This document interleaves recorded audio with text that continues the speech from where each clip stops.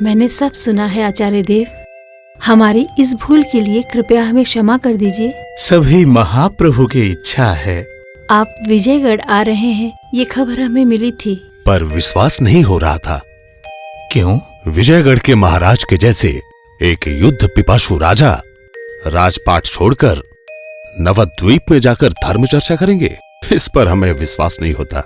क्या ये सत्य है आचार्य? विजयगढ़ के राजा के साथ मेरी मुलाकात नहीं हुई है, लेकिन लोगों के जरिए उन्होंने अपनी इच्छा प्रकट की है। अगर ऐसा हुआ तो ये बहुत अच्छी बात है। आपने ठीक कहा, ये अच्छी बात है। लेकिन निश्चिंत होने की कोई बात नहीं, क्योंकि उनके राज्य त्याग करने पर उनका पुत्र विक्रमजीत तो है, युद्ध तो जारी ही रहेगा। लेकिन ये युद्ध क्यों? ये युद्ध खत्म नहीं हो सकता। मेरे विचार से ये संभव नहीं है आचार्य। राज्य रक्षा के लिए युद्ध अनिवार्य है। लेकिन राज्य का मतलब सिर्फ कुछ जमीन की रक्षा करना है। प्रजा की भलाई में क्या राज्य की भलाई नहीं है? लेकिन प्रजा की भलाई के लिए ही तो ये युद्ध है आचार्य। प्रजा की भलाई? नहीं नहीं, बंदी अवस्था में कई गांवों से गुजरते हुए मैंने देखी है चारों तरफ फैली हुई गरीबी की काली छाया। जो युद्ध में गए हैं उनके परिवार की करुण हाहाकार।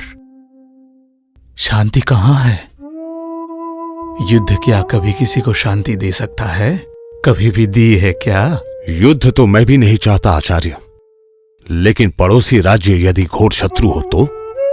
दो राज्य में शांति स्थापना क्या बिल्कुल नहीं हो सकता? ऐसा कभी संभव नहीं हो पाया, क्योंकि दोनों की अपनी शर्तें हैं। अगर हम घमंड को त्याग करते हैं तो शर्त का कोई सवाल ही नहीं। आपके पुत्र के बारे में फिक्र करके भी। मेरा कोई पुत्र नहीं है आचार्य, लेकिन मेरी एक कन्या है। अति उत्तम। उसके भविष्य के बारे में सोचा है? अगर आप रहते हुए भी इस युद्ध का समाधान नहीं कर पाते तो अपनी बेटी को भी इस युद्ध की स्थिति में ही छोड़कर चले जाएंगे।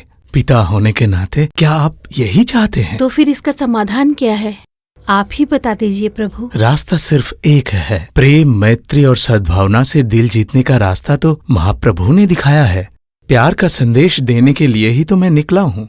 तुम दो राज्यों के बीच शांति लाना ही मेरी कामना है, वो चाहे कैसे भी हो।